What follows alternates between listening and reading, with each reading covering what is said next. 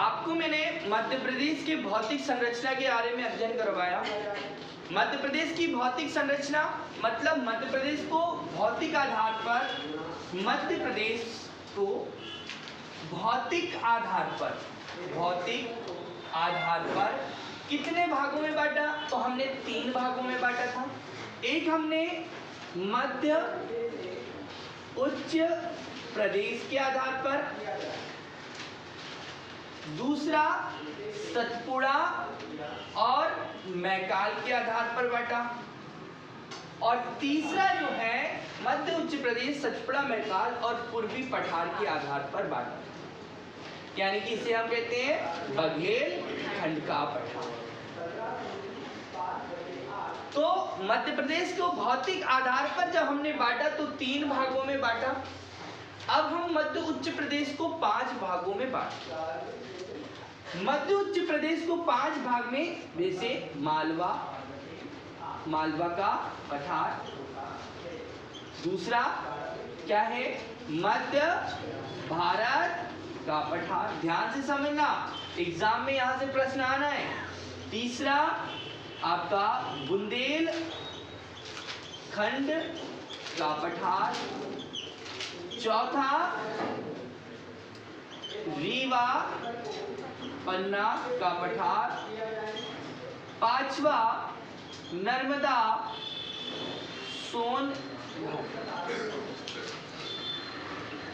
ठीक है, क्वेश्चन बहुत अच्छे से समझना। ये इसके आधार पर हमने मध्य प्रदेश को कुछ इस तरह से बांटा था। मध्य प्रदेश का सबसे बड़ा भूभाग हमने आपको बताया था, क्या बताया था कि मालवा का पठार मध्य प्रदेश का सबसे बड़ा भूभाग है, और सबसे बड़े भूभाग से क्वेश्चन, फिर उसके बाद में हमने मध्य भारत के पठार को पढ़ाया, इसके बाद अंत। तो इस वाले हिस्से को हमने कहा मालवा का पठार, और ये मालवा का पठार कितना, तो 88,222 वर्ग किलोमीटर, जो 28% है, और काली मिट्टी की प्रचुर मात्रा। ऊपर में हमने बताया था मध्य भारत का पठार 10.68% भाग को घेरे हुए है। ठीक है, अन्य बातें बताई थी।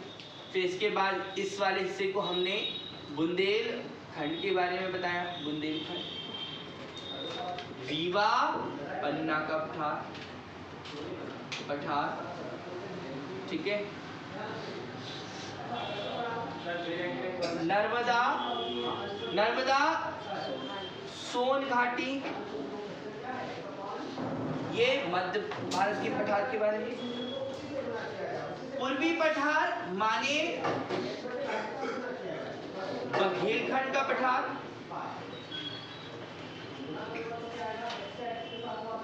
ठीक है, और यहाँ पर अगला जो है ये नर्मदा सोन घाटी, तो अगला जो है वो है सतपुड़ा एवं मैकाल, ठीक है।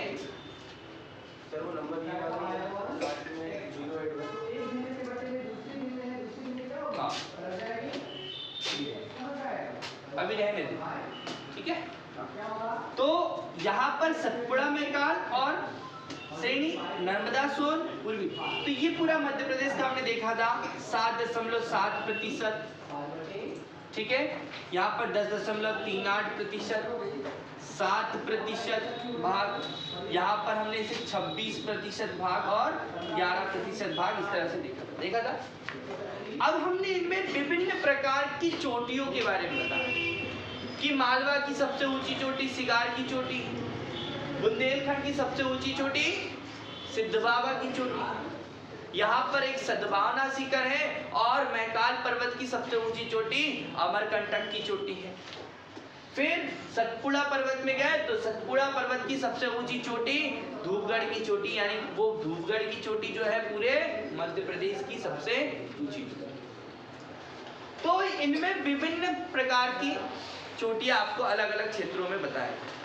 अब क्या है कि आपके पास में क्वेश्चन पूछा जाता है सतपुड़ा पर्वतमाला से, विंध्याचल पर्वतमाला। एक क्वेश्चन कि नर्मदा सोन घाटी में कौन कौन से लोग आते हैं, यानी कौन कौन से जिले आते हैं? माने यहाँ पर आएगा नरसिंहपुर, जबलपुर, मंडला, होशंगाबाद यानी कि नर्मदापुरम, आपका देवास, हरदा, खंडवा, खरगोन, ये जो जिले हैं ये नर्मदा घाटी में आते हैं। और विंध्याचल पर्वतमाला और सतपुड़ा पर्वतमाला के मध्य में भ्रंश घाटी में बहती है कौन? नर्मदा नदी बहती है। तो अब हम आगे देखते हैं मध्य प्रदेश की पर्वतमालाएं। मध्य प्रदेश की पर्वतमालाओं में दो पर्वतमालाएं विशेष रूप से आपको देखने को मिलती हैं। एक पर्वतमाला विंध्याचल पर्वतमाला और एक सतपुड़ा पर्वतमाला। सतपुड़ा से पहले हमने लिखा विंध्य पर्वतमाला या विंध्याचल पर्वतमाला। विंध्याचल। अब आप जानते हैं कि जो मध्य प्रदेश है ये प्रायद्वीपीय भारत का हिस्सा है, भाग है, प्रायद्वीपीय पठार का भाग है। और मध्य प्रदेश में पठार, पर्वत, झील, नदियां बहुत सारी स्थित है। तो इस मध्य प्रदेश का भाग, एक क्वेश्चन पूछा जाता है कि मध्य प्रदेश किस प्लेन का भाग है, तो मध्य प्रदेश किसका भाग है? गोंडवाना हालैंड का भाग है, क्योंकि प्रायद्वीपीय पठार किसका भाग है? गोंडवाना। चलो, तो विंध्याचल पर्वत जो है इसको ध्यान से, विंध्याचल पर्वत मध्य प्रदेश में, अब आप यहां ध्यान दें, आपके पूर्व में स्थित है अमरकंटक,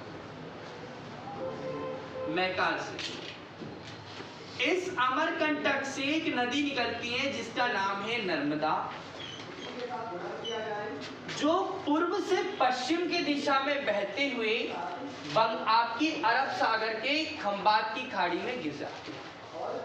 नर्मदा नदी जो है ये भ्रंश घाटी में बहती है, रिफ्ट वैली में बहती है। कौन सी घाटी में? भ्रंश घाटी।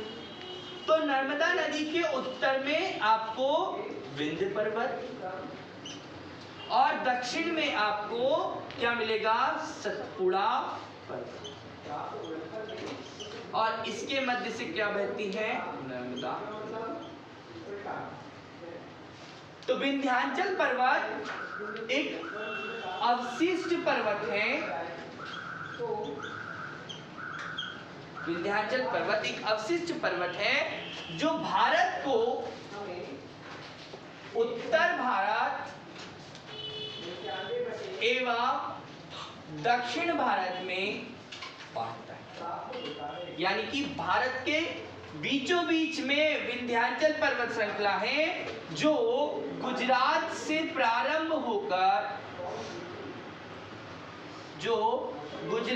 प्रारंभ होकर मध्य प्रदेश,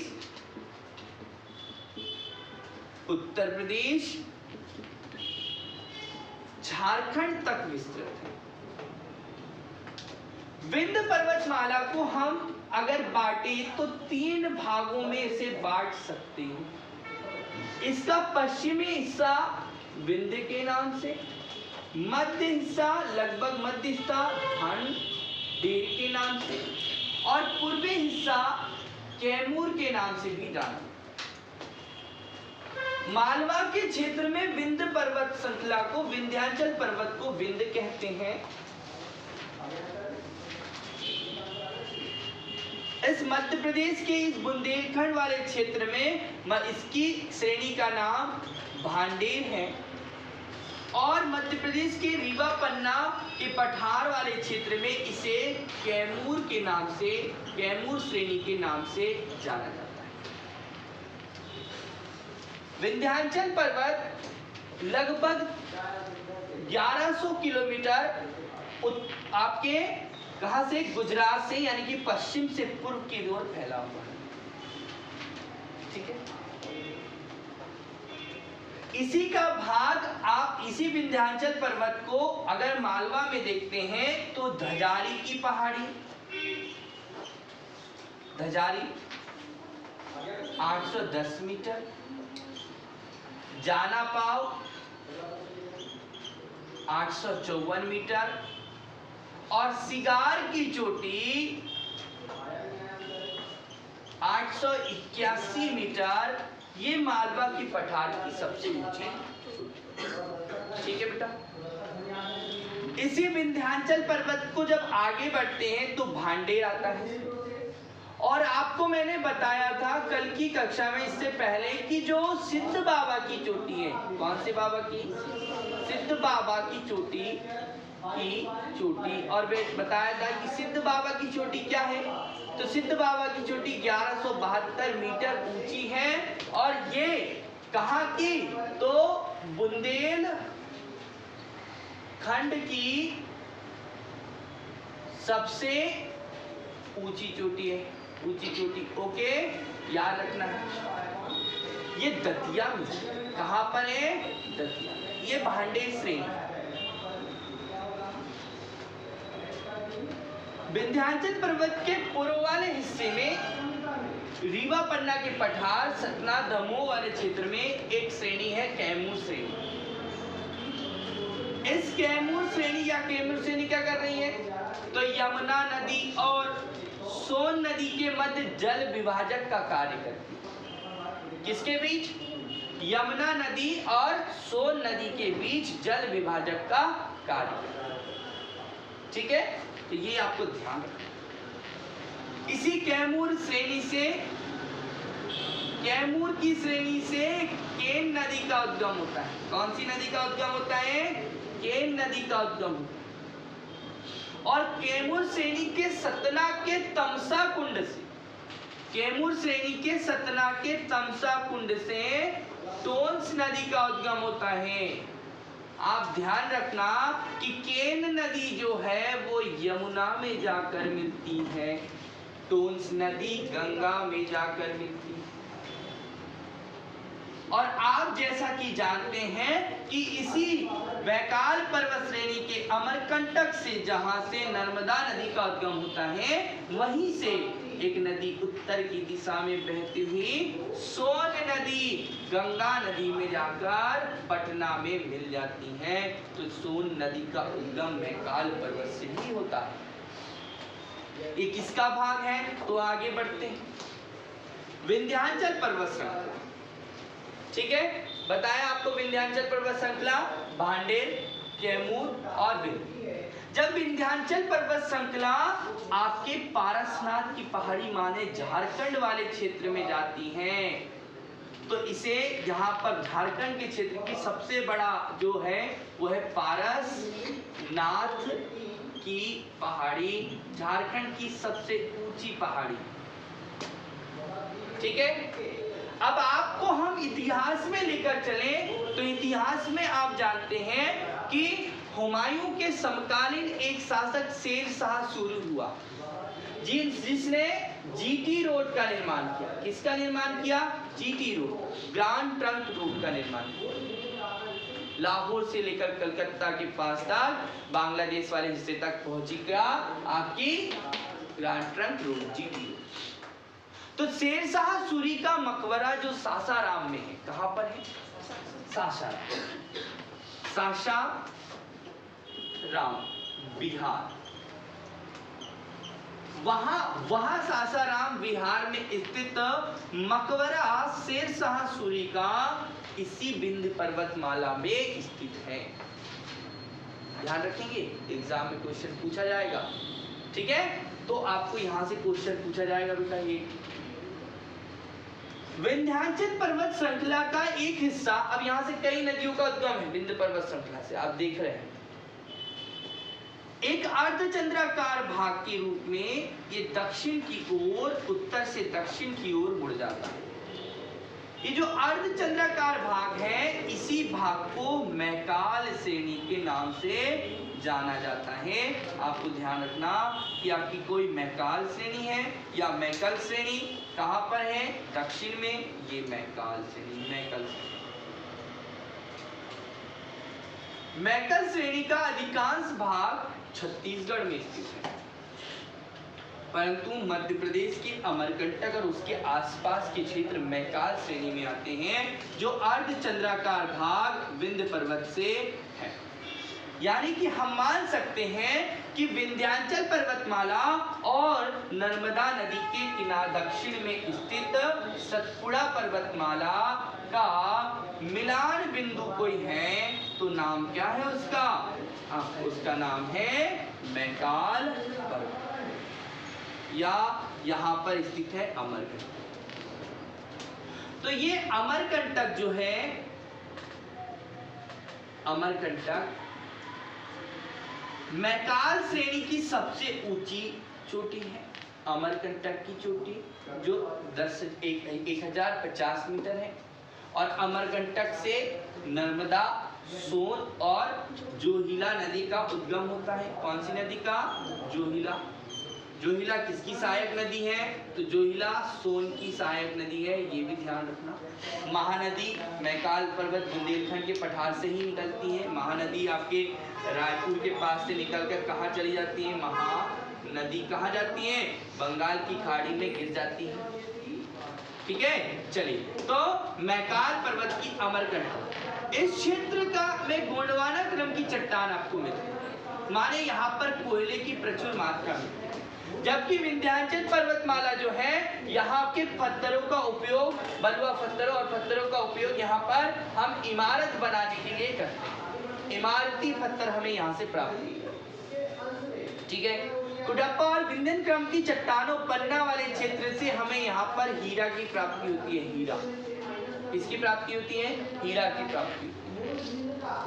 ठीक है, यहाँ पर कैमूर और उसके आसपास चूना पत्थर, जिप्सम की अधिकता पाए जाने के कारण सीमेंट उद्योग आपको यहाँ पर भी सर्वाधिक केंद्रित आपको मिलता है। अगला जो सतपुड़ा पर्वत है, अब अगला हम सतपुड़ा पर्वत पे जा रहे हैं। सतपुड़ा पर्वत जो है, ये नर्मदा नदी के समांतर दक्षिण में पश्चिम से पूर्व 1120 किलोमीटर में फैला हुआ है। इसमें फैला हुआ है 1120 किलोमीटर में फैला हुआ है। सतपुड़ा पर्वत माने 7 पहाड़ियों से बना हुआ पर्वत।